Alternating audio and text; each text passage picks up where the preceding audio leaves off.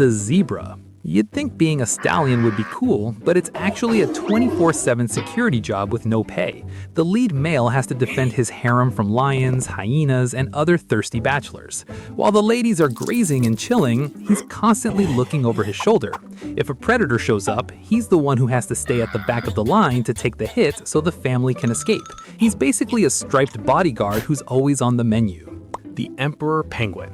Now, we've all seen the documentaries where these guys look like heroes, and they are, but man, do they have the short end of the stick. While mom goes off on a girls' trip to the ocean to feast on seafood for 2 months, dad is stuck in negative 40-degree weather, standing on a block of ice with an egg on his feet. He can't eat, he can't move, and he has to huddle with 1,000 other dudes just to keep from freezing into a popsicle.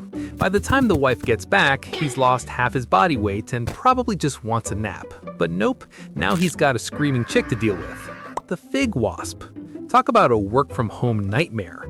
The male fig wasp is born inside a fig, lives inside the fig, and dies inside the fig. He doesn't even have wings. He spends his entire short life digging tunnels for the females so they can fly away and see the world, while he just stays behind and expires in a piece of fruit. He's the ultimate unsung hero, or just the world's most overworked contractor. The honeybee. We all love honey, but the life of a drone bee is a total get-in, get-out situation. These guys don't even have stingers. They don't collect nectar, they don't do chores. They have one job: meet the queen. But here's the kicker. If they actually succeed in their mission, their equipment stays with the queen, and they fall to the ground and check out of life immediately. And if they don't succeed, when winter hits, the sisters kick them out of the hive to freeze because they are useless eaters. There is no winning for a drone, my friends. The Bagworm Moth. This one is just sad. The male Bagworm Moth actually has wings and can fly, which sounds great, but he only lives for a few days. Why? Because he doesn't even have a mouth. He can't eat. He spends his final hours frantically flying around trying to find a female who, get this, is basically just a wingless grub living in a bag of sticks. He finds her, does his thing, and then passes away from hunger. Talk about a short-term relationship. The flatworm. Okay, this is some Wild West stuff. Flatworms are hermaphrodites, but neither of them wants to be the mom because it takes too much energy. So they engage in something called fencing. They literally fight with their, biological parts to see who can tag the other first. The loser has to carry the eggs, and the winner gets to fly away scot-free. It's the highest stakes game of tag in history. The bird of paradise. These guys have the most insane feathers and the craziest dance moves. They spend hours cleaning their dance floor, removing every single leaf and twig. Then they put on a performance that would make Beyoncé jealous. And after all that, the female usually just looks at him like, meh, I've seen better, and flies away. The level of friend zoning in the bird of paradise community is off the charts. The anglerfish. You know that terrifying fish from Finding Nemo? Yeah, that's a female. The male? Imagine being born as a tiny, pathetic blob whose only purpose in life is to find a girlfriend. But it gets worse. When he finally finds a lady, he doesn't take her to dinner, he bites her. And then, his face melts into her body. He literally fuses his skin to hers until they share a bloodstream. He loses his eyes, his fins, and his dignity, becoming nothing more than a permanent living backpack that provides services on demand. Talk about losing your identity in a relationship. The Redback Spider. If you think your last breakup was rough, look at the Redback Spider. This little guy spends his whole life looking for love, and when he finds it, he decides to go out with a bang. Literally. During the act, he does a literal somersault right into the female's fangs. He's basically offering himself up as a post-date snack. Why? Because it keeps her occupied so he can finish his business. It's the ultimate I'd die for you move, but buddy, she's not even going to remember your name by dessert. The Marsupial Mouse. This guy is a definition of going out in a blaze of glory. Once a year, the male Antigonus decides he's done with living and spends 2 straight weeks trying to find as many mates as possible. He doesn't sleep, he doesn't eat, he just goes for it. He's so stressed that his immune system literally disintegrates. His fur falls out, he gets internal bleeding, and eventually he just collapses. He's the animal kingdom's version of a rock star who lived too fast. The Hercules Beetle.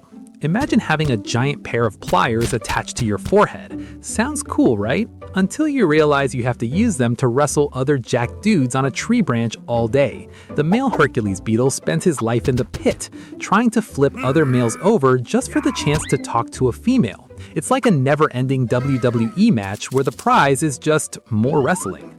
The Seahorse. This is the one we all know, and it's still hilarious. In the Seahorse world, the male is the one that gets pregnant. The female just drops the eggs in his pouch and says, "See ya, wouldn't wanna be ya," and he has to waddle, or swim, with a giant belly dealing with all the morning sickness and labor pains while she's out there looking sleek and fancy. He's a total girl dad, but on a level that is just biologically disrespectful. The Baya Weaver. These birds are the ultimate fixer-uppers. The male spends days meticulously weaving a beautiful hanging nest out of grass.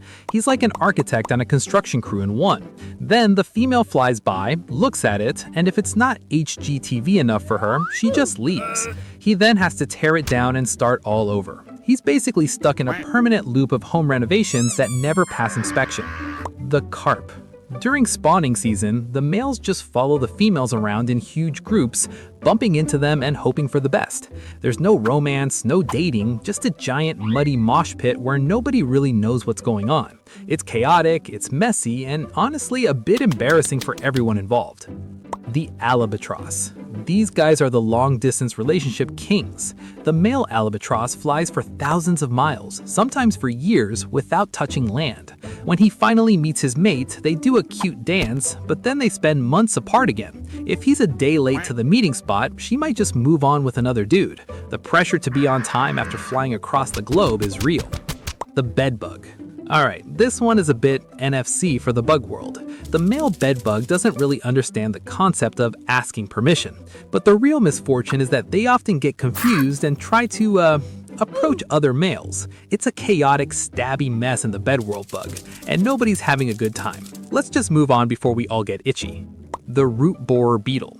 The male root borer beetle has these giant feathery antennas that are incredibly sensitive. He uses them to sniff out a female from miles away. But once he finds her, he has to compete with hundreds of other guys who also have mega noses. It's a frantic, buzzing race where the losers just end up exhausted and alone, in the dirt. The sea anemone.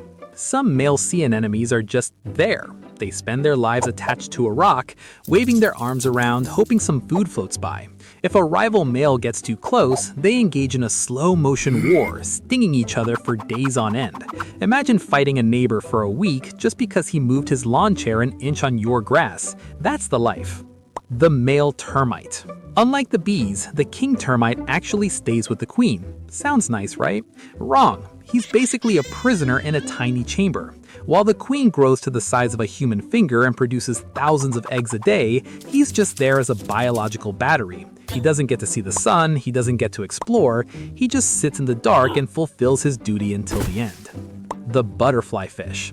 And finally, the butterflyfish. These guys are monogamous, which sounds sweet, but it means they spend every waking second with the same partner. If they get separated, they get visibly stressed. But here's the kicker. The males are often the ones who have to defend the territory. So while he's out there fighting off intruders,